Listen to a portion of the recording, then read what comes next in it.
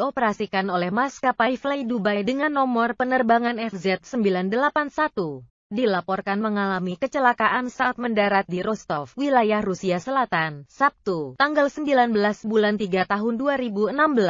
Situs berita Rusia, RT.com mendapatkan konfirmasi dari pihak Air Traffic Control Bandara Rostov-on-Don bahwa Boeing 737-800 tersebut jatuh di dekat landasan saat melakukan percobaan pendaratan yang kedua kalinya, dalam kondisi jarak pandang yang minim. Menurut laporan awal, Boeing 738 itu jatuh dalam kondisi jarak pandang terbatas, 50-110 meter, kata sumber tersebut.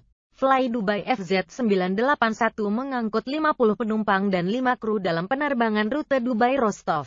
Semua penumpang dan kru dilaporkan tewas. Boeing 737-800 yang mengalami kecelakaan dilaporkan situs Flight Radar 24 memiliki registrasi 6 FDN. Pesawat tersebut dioperasikan oleh Fly Dubai mulai 2010 lalu atau telah berumur 6 tahun. Rekaman CCTV menunjukkan saat tanda pagar Fly Dubai Boeing 737-800 jatuh di Rusia tanda pagar Rostov-on-Don Bandara. Menurut data awal, 55 penumpang, termasuk 4 anak-anak, dan 6 kru member berada di papan. Sebuah sumber di Kedutaan Besar Departemen menunjukkan semua naik tewas dalam kecelakaan. Sebuah pesawat penumpang Fly Dubai dengan nomor penerbangan FZ981 jatuh di kota Rusia Selatan. Dilaporkan, pesawat yang terbang dari Dubai ke Rusia itu jatuh saat akan mendarat di Bandara Rostov-on-Don. Dilansir Rusia Today, Sabtu, 19 Maret 2016.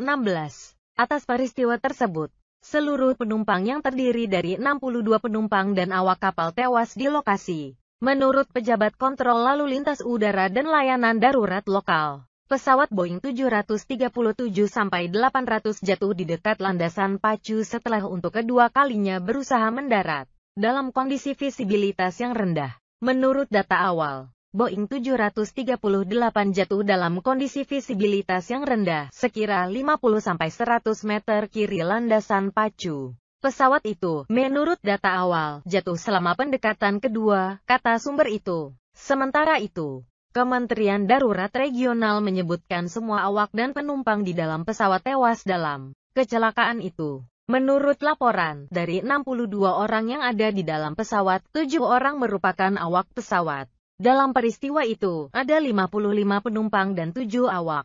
Semua dari mereka meninggal, kata seorang juru bicara daerah TASS. Sumber lain mengatakan kepada RIA bahwa semua penumpang adalah warga Rusia, sementara awak pesawat tersebut terdiri dari warga asing. Sementara itu, menurut sumber Live News, pesawat dilaporkan gagal mendarat di pendekatan pertama dan dipaksa untuk membuat rentria. Namun nahas, ekor pesawat diduga jatuh ke tanah. Pesawat Boeing itu kemudian jatuh dan terbakar. Di pihak lain, pihak maskapai Fly Dubai membenarkan adanya peristiwa tersebut. Insiden itu melibatkan penerbangan pesawat kami FZ981 dari Dubai ke Rostov-on-Don. Kami sedang menyelidiki rincian lebih lanjut dan akan mempublikasikan informasi terbaru kepada media, tambah maskapai.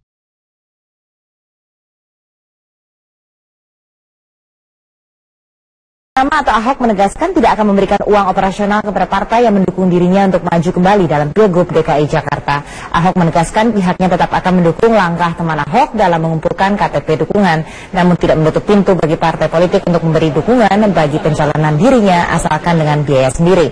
Sampai saat ini hanya Partai Nasdem yang telah resmi mendukung pencalonan Ahok maju kembali mempertahankan kursi Gubernur DKI.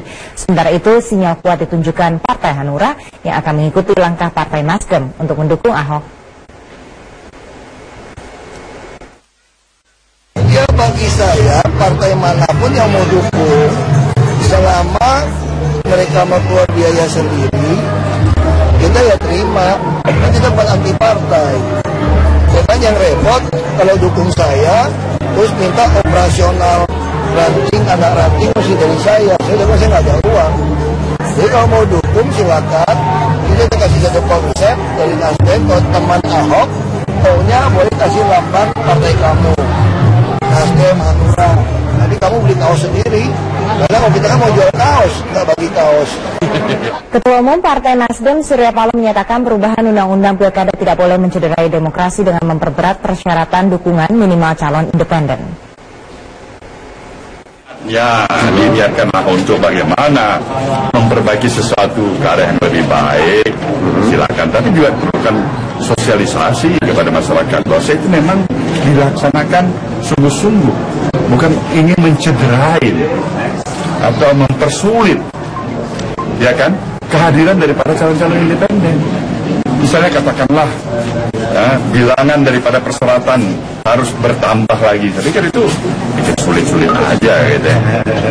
Karena diperbaiki, kalau lebih dipermudah barangkali lain ceritanya. Kalau memang tidak ingin diharapkan ke arah itu, lebih bagus kita barangkali pada saat ini lebih memprioritaskan pembahasan masalah yang lain. Walaupun ini sudah merupakan masuk dalam prolegnas, kita bisa lihat momentum yang lebih tepat. Ini kan adalah situasi interaksi masyarakat yang serba kritis dan bahkan mencurigai setiap langkah-langkah kebijakan yang diambil oleh para anggota dewan kita ya. Syarat calon independen menimbulkan polemik. DPR, pemerintah, dan Komisi Pemilihan Umum mengusulkan presentasi yang berbeda untuk syarat dukungan calon independen. Komisi 2 DPR RI mengusulkan penaikan syarat dukungan minimal bagi calon independen menjadi 15% hingga 20% dari daftar pemilih tetap. Berbeda dengan pemerintah mengusulkan syarat dukungan minimal 6,5% hingga 10% dari daftar pemilih tetap. Sedangkan Komisi Pemilihan Umum mengusulkan syarat minimal untuk calon independen di bawah 6,5% dari DPT. Di DPR sendiri terjadi perbedaan pendapat. Fraksi Nasdem dan fraksi Hanura DPR RI menolak revisi syarat dukungan calon independen. Sikap fraksi Partai Nasdem jelas menolak pemikiran seperti ini. Kenapa? Karena ini akan menjegal upaya masyarakat untuk menghadirkan calon-calon pemimpin yang memang dikehendaki oleh rakyat. Yang kedua, bahwa ada kegelisahan di kalangan partai politik untuk terkait dengan isu ini. Di mana kegelisahannya? Partai politik itu oleh konstitusi diberi amanah untuk merekrut calon-calon pemimpin. Tapi di sisi lain masyarakat tidak percaya. Dalam satu pembahasan satu rancangan undang-undang, jangan lalu kemudian ada satu regulasi yang akan dibahas untuk ditujukan kepada orang per orang, ya, apalagi dalam upaya untuk menjegal, kan begitu. Tapi bagaimana membahas satu regulasi, satu undang-undang itu betul-betul untuk kepentingan bangsa, negara, dan kepentingan masyarakat banyak, kan begitu. Wacana menaikkan syarat dukungan minimal bagi calon independen mengemuka setelah Ahok memantapkan langkah maju sebagai calon independen. Merespon dinamika politik ini, pemerintah menegaskan revisi undang-undang tidak boleh memperberat syarat calon independen. Pada prinsipnya pemerintah menganggap bahwa Undang-Undang Nomor 8 Tahun 2015 kemarin yang mengatur persoalan independen itu sudah cukup baik ya.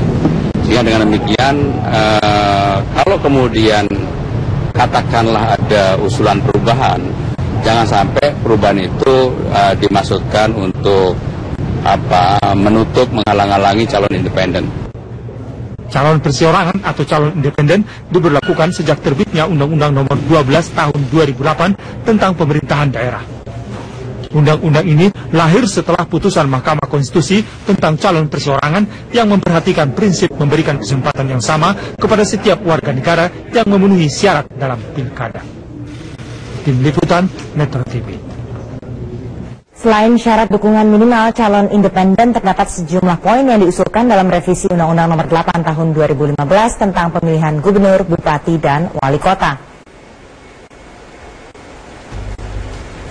Di antaranya ini ada PNS dan DPRD dan juga anggota DPR wajib mundur. Kemudian juga di sini ada antisipasi terjadinya calon tunggal.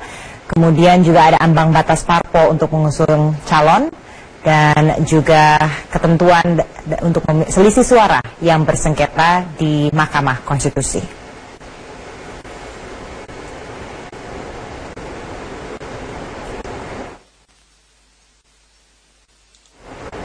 Mantan Ibu Negara Ani Yudhoyono kini mulai serius menggalang dukungan untuk maju sebagai calon presiden 2019 dari Partai Demokrat. Namun keputusan final masih ditentukan setahun mendatang.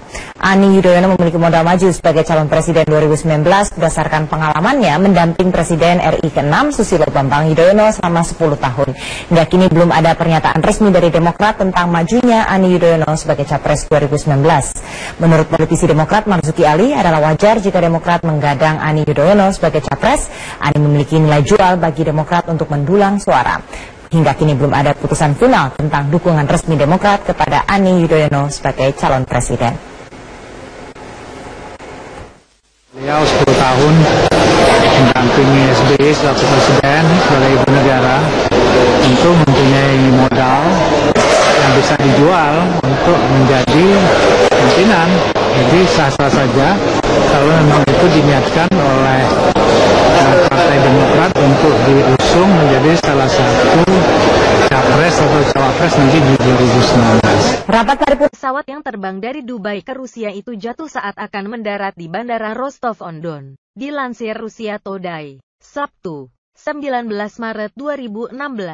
Atas peristiwa tersebut, seluruh penumpang yang terdiri dari 62 penumpang dan awak kapal tewas di lokasi. Menurut pejabat kontrol lalu lintas udara dan layanan darurat lokal, pesawat Boeing 737-800 jatuh di dekat landasan pacu setelah untuk kedua kalinya berusaha mendarat dalam kondisi visibilitas yang rendah. Menurut data awal, Boeing 738 jatuh dalam kondisi visibilitas yang rendah sekira 50-100 meter kiri landasan pacu. Pesawat itu, menurut data awal, jatuh selama pendekatan kedua, kata sumber itu. Sementara itu, Kementerian Darurat Regional menyebutkan semua awak dan penumpang di dalam pesawat tewas dalam kecelakaan itu. Menurut laporan, dari 62 orang yang ada di dalam pesawat, 7 orang merupakan awak pesawat. Dalam peristiwa itu, ada 55 penumpang dan 7 awak.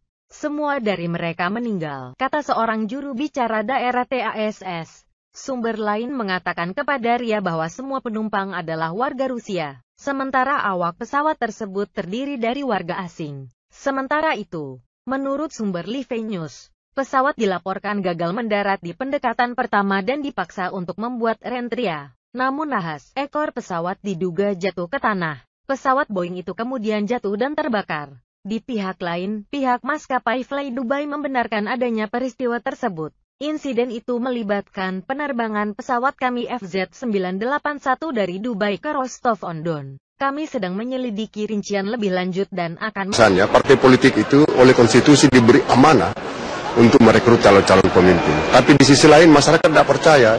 Dalam satu pembahasan satu rancangan undang-undang, jangan lalu kemudian ada satu regulasi yang akan dibahas untuk ditujukan kepada orang per orang, ya, apalagi dalam upaya untuk menjegal, kan begitu.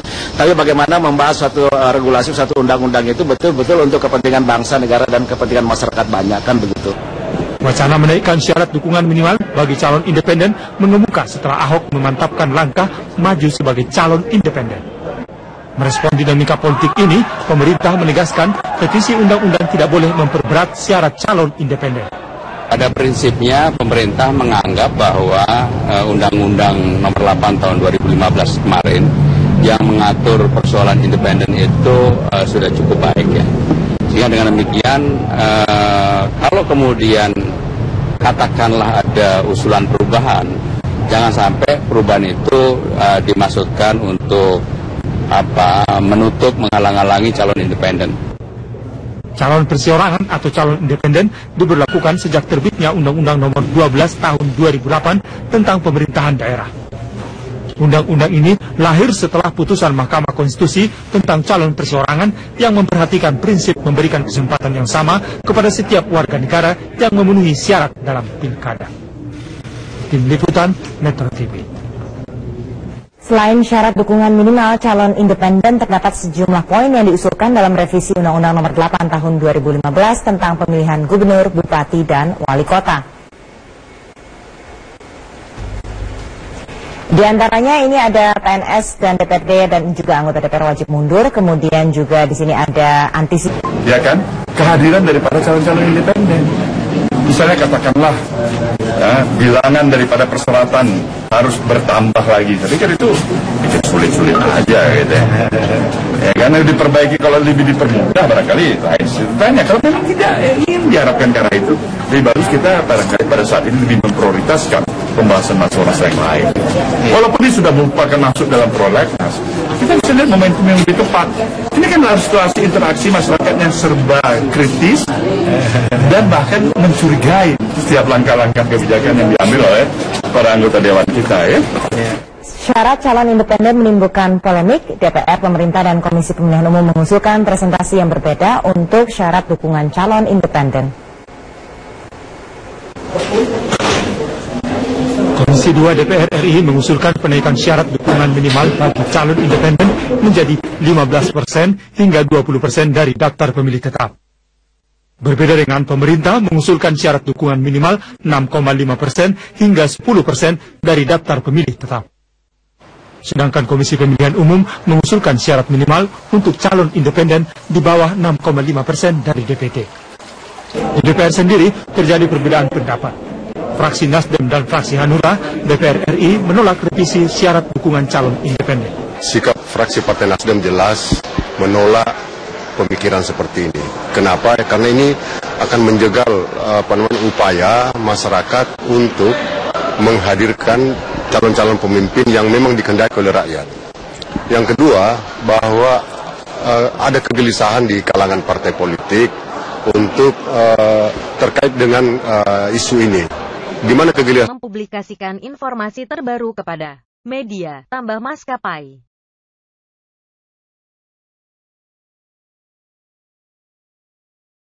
Nama atau Ahok menegaskan tidak akan memberikan uang operasional kepada partai yang mendukung dirinya untuk maju kembali dalam Pilgub DKI Jakarta.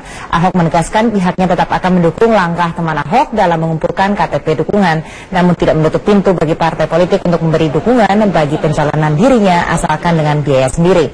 Sampai saat ini hanya Partai Nasdem yang telah resmi mendukung pencalonan Ahok maju kembali mempertahankan kursi Gubernur DKI. Sementara itu sinyal kuat ditunjukkan Partai Hanura yang akan mengikuti langkah Partai Nasdem untuk mendukung Ahok. Ya bagi saya partai manapun yang mau dukung selama mereka mau keluar biaya sendiri, kita ya terima. Nanti dapat anti partai. Bukan yang repot kalau dukung saya terus minta operasional ranting, anak ranting mesti dari saya nggak ada uang. Jadi kalau mau dukung silakan, kita kasih satu konsep dari Nasdem. Kalau teman Ahok maunya boleh kasih lambang partai kamu, Nasdem, Hanura. Nanti kamu beli kaos sendiri, karena kalau kita kan mau jual kaos, nggak bagi kaos. Ketua Umum Partai Nasdem Surya Paloh menyatakan perubahan Undang-Undang Pilkada tidak boleh mencederai demokrasi dengan memperberat persyaratan dukungan minimal calon independen. Ya, dibiarkanlah untuk bagaimana memperbaiki sesuatu ke arah yang lebih baik, silakan. Tapi juga perlukan sosialisasi kepada masyarakat bahwa itu memang dilaksanakan sungguh-sungguh, bukan ingin mencederai atau mempersulit.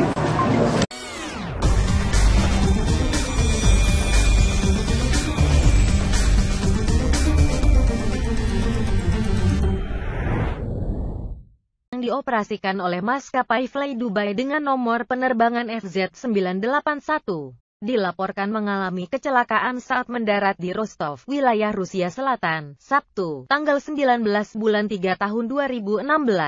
Situs berita Rusia, RT.com mendapatkan konfirmasi dari pihak Air Traffic Control Bandara Rostov-on-Don bahwa Boeing 737-800 tersebut jatuh di dekat landasan saat melakukan percobaan pendaratan yang kedua kalinya, dalam kondisi jarak pandang yang minim. Menurut laporan awal, Boeing 738 itu jatuh dalam kondisi jarak pandang terbatas, 50-110 meter, kata sumber tersebut. Fly Dubai FZ981 mengangkut 50 penumpang dan 5 kru dalam penerbangan rute Dubai-Rostov.